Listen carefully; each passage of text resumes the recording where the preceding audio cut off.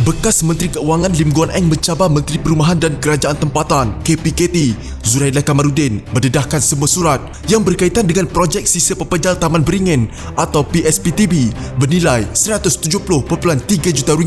Katanya, Zuraidah merupakan bekas rakan sekerja dalam Kerajaan Pakatan Harapan, tidak boleh berselindung di belakang Suruhanjaya Pencegahan Rasuah Malaysia SPRM. Zuraidah Kamaruddin main hela politik bila cuba kaitkan keputusan Kabinet pada 2018 untuk memotong 10% daripada harga kontrak yang diluluskan oleh Barisan Nasional. Sebagai bukti saya sendiri yang buat rundingan terus, beliau hadir dalam mesyuarat Kabinet yang buat keputusan memotong harga kontrak Barisan Nasional sebanyak 10% demi menjimatkan wang negara. Beliau tidak boleh berselindung di belakang SPRM untuk tidak mendedahkan semua surat yang berkaitan dengan projek sisa pepejal Taman Beringin atau PSPTB bernilai RM170.3 juta tersebut. Dedahkan semua surat berkaitan dari saya sekiranya ada. Zuraidah sendiri, Ketua Setiausaha Perbendaharaan dan KSU KPKT. Zuraidah tidak harus mendakwa bahawa ada surat sedemikian, tetapi tidak berani mendedahkan surat berkenaan secara umum, katanya dalam suatu kenyataan.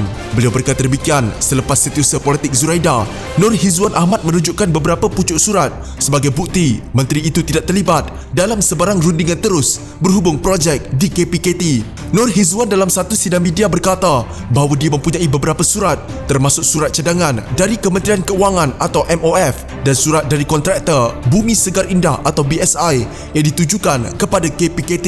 Dia menambah dalam surat bertarikh 21 Ogos 2018, MOF mengarahkan KPKT melengkapkan permohonan baru di Pusat Pemindahan Sisa Pepejal dan menghantar semula dalam 14 hari. Surat itu ditandatangani oleh Ketua Setiausaha KSU MOF. Berikutan itu, Hizwan memberitahu bahawa Ketua Setiausaha KPKT telah mengirim surat permohonan pada 30 Ogos 2018 ke Pejabat Belanjawan Nasional yang berada di bawah bidang kuasa MOF. Dalam surat lain oleh BSI yang bertarikh 29 November 2019, katanya kontraktor mendedahkan bahawa Ketua Setiausaha KPKT bahawa mereka telah membincangkan masalah itu dengan Lim pada 26 November 2019. Ini bermaksud bahawa ada perbincangan antara kontraktor dan mantan Menteri Keuangan Lim Guan Eng, kata Nur Hizwan.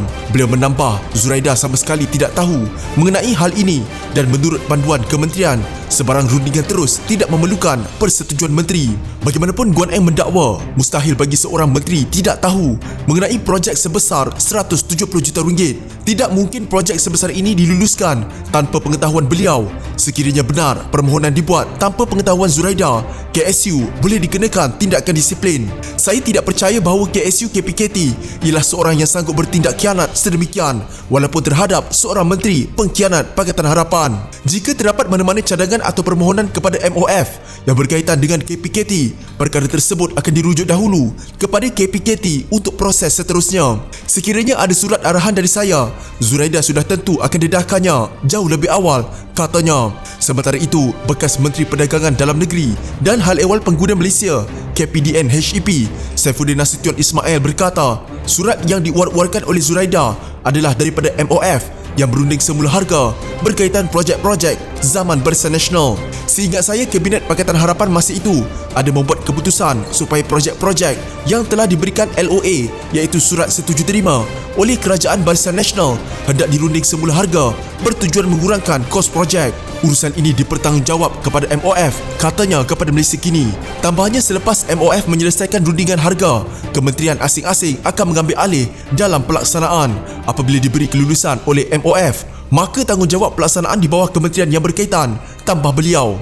Untuk rekod pada persidangan Dewan Rakyat 24 Ogos lepas, Menteri Keuangan Tengku Zafrul Tengku Abdul Aziz mendedahkan sepanjang pentadbiran Kerajaan Pakatan Harapan selama 22 bulan. Ia telah meluluskan 101 projek atau perolehan kerajaan bernilai RM6.61 bilion secara rundingan terus. Zuraidah yang juga Menteri KPKT Pentadbiran Pakatan Harapan menegaskan beliau tidak terlibat dalam sebarang pemberian projek secara rundingan terus dan menyatakan dua projek KPKT yang diluluskan dibuat di luar pengetahuannya. Sabtu lepas, Guan Eng mencabar Zuraidah akan mendedahkan surat berkaitan satu daripada dua projek KPKT yang diluluskan secara rundingan terus ketika pentadbiran Pakatan Harapan.